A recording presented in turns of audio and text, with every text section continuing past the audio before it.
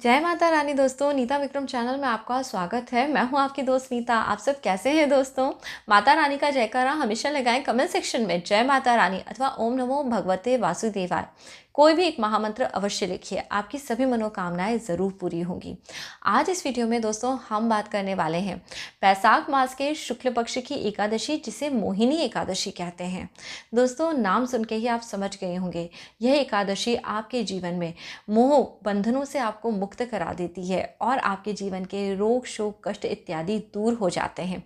इस एकादशी का व्रत करने से महापापों से, यानी सुमेरु पर्वत के समान बड़े बड़े जो हमारे जीवन के पाप कष्ट होते हैं, उनसे हमें मुक्ति मिलती है और गांव के दान का पुण्य फल भी आपको प्राप्त होता है। तो दोस्तों श्री हरि विष्णु भगवान का जयकारा लगाते हुए आज का वीडियो बहुत ही ध्यान से सुनिए, क्योंकि बहुत सारे लोग प्रश्न कर रहे हैं बैसाख मास के शुक्ल पक्ष की एकादशी, जिसे मोहिनी एकादशी कहते हैं, इसका व्रत कब करना है। 3 मई 2020 को करना है या फिर 4 मई 2020 को करना है। तो दोस्तों ये आपकी जो उलझन है, सबसे पहले हम इसे दूर कर लेते हैं। एकादशी तिथि का प्रारंभ 3 मई 2020 सुबह 6:39 से हो रहा है और तिथि की समाप्ति रात में यानी 4 मई की सुबह के समय पे 3:42 पे होगी। तो दोस्तों आप समझ सकते हैं जो एकादशी की तिथि है ये पूरे दिन में 3 तारीख में रहने वाली है और जब अगले दिन यानी जब 4 तारीख की सुबह होने वाली होगी तब द्वादशी की तिथि लगेगी। तो दोस्तों इसमें जो एकादशी द्वादशी युक्त तो होना चाहिए, उसका मिश्रण बहुत ही कम है। आप देखेंगे तो जो द्वादशी की तिथि है वो एकदम आखिर में है, तो कई सारे लोग इस तरह की एकादशी का व्रत नहीं करते हैं।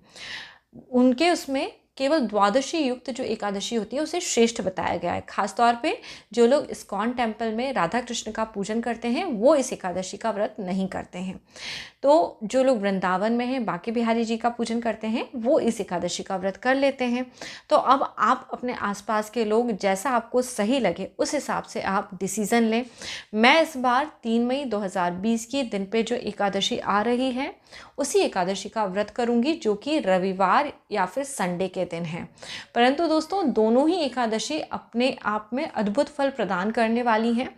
आप चाहे 3 तारीख का व्रत रखें या फिर 4 तारीख का व्रत रखें, क्योंकि एकादशी व्रत करने से श्री हरि विष्णु की प्रसन्नता की प्राप्ति होती है और पुण्य कर्मों में वृद्धि होती है।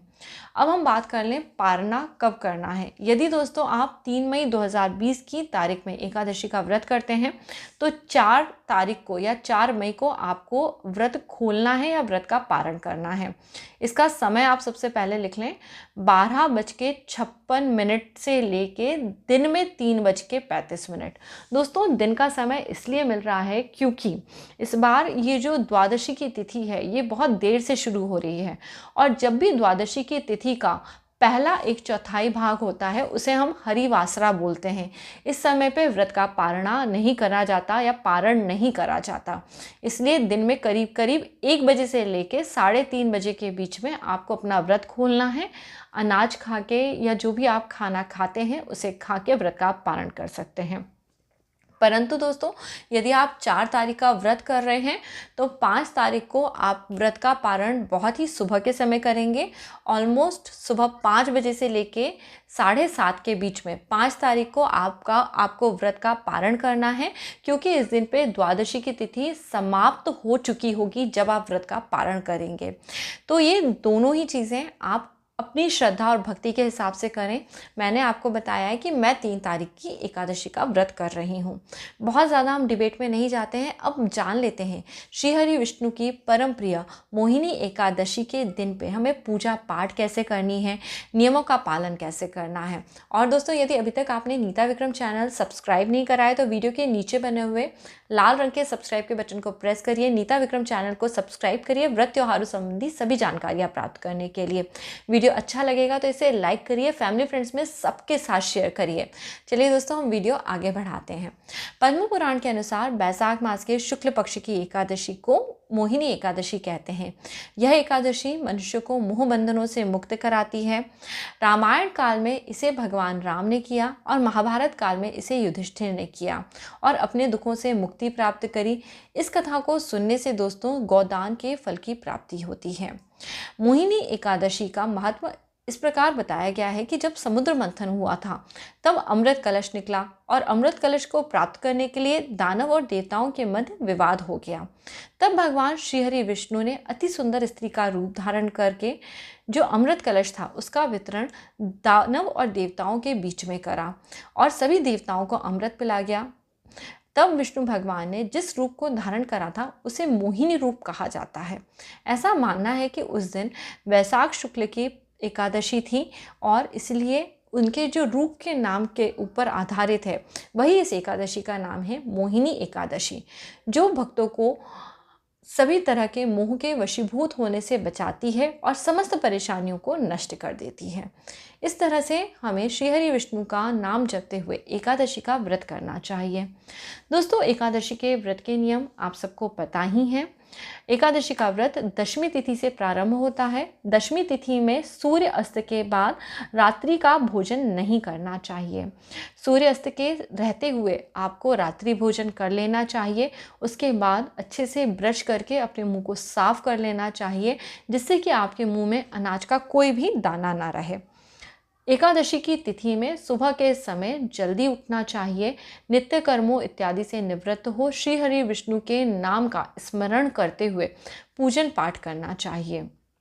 दोस्तों, मोहिनी एकादशी में राम भगवान का भी पूजन करना विशेष फलदायी बताया गया है। इस एकादशी के दिन पे जो भी आसन आप ले रहे हैं उस आसन पर बैठ जाएं। अपने पूजा के स्थान पर कलश की स्थापना करें। पीले फूलों से श्री हरि विष्णु राम भगवान का पूजन करें और उन्हें मेवे मिष्ठान इत्यादि का भोग लगाएं। दोस्तों, भगवान को मौसमी फल का भोग लगा सकते हैं। यदि आपके घर में आम, केला, सेब इत्यादि फल उपलब्ध हो तो आप इनका भी भोग लगा सकते हैं। और श्री हरि विष्णु के ओम नमो भगवते वासुदेवाय इस महामंत्र का जाप करते हुए विष्णु भगवान को रोली, हल्दी, चंदन इत्यादि चढ़ाना चाहिए और काले तिलों से भगवान का पूजन करना चाहिए। इससे विष्णु भगवान अत्यंत प्रसन्न होते हैं और नैवेद्य इत्यादि अर्पित कर दक्षिणा भी अर्पित करनी चाहिए। और भक्ति भाव से संकल्प लेते हुए दिन भर आपको व्रत रखना चाहिए। दोस्तों, वैसे तो इस व्रत को केवल जल ग्रहण करके रखा जाना चाहिए, क्योंकि एकादशी के व्रत में किसी भी तरह का अनाज नहीं खाया जाता।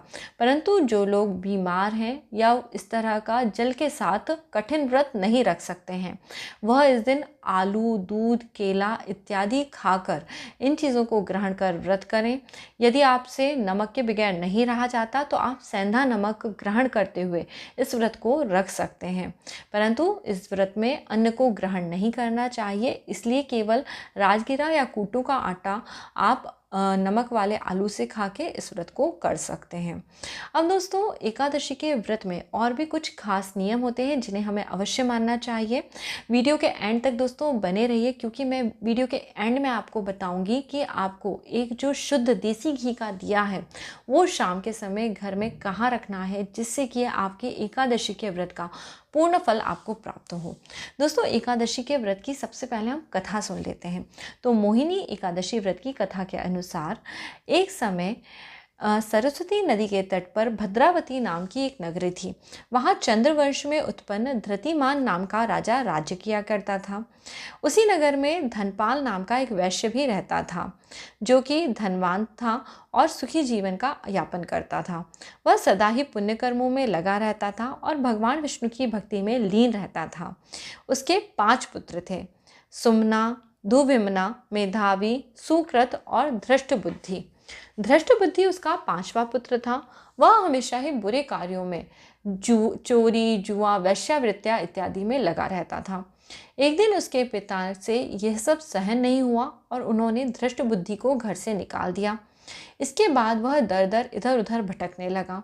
इसी तरह भूख से व्याकुल होकर वह महर्षि कौंडिन्य के आश्रम जहाँ पहुँचा, जहाँ मुनिवर के सामने दोनों हाथ जोड़कर बोला, हे मुनिवर, मुझे इस घोर पाप से मुक्त करा दीजिए। कौंडिन्य ऋषि बोले, वैशाख मास के शुक्ल पक्ष की मोहिनी एकादशी का व्रत करने से प्राणियों के मेरु पर्वत के समान महापाप भी नष्ट हो जाते हैं।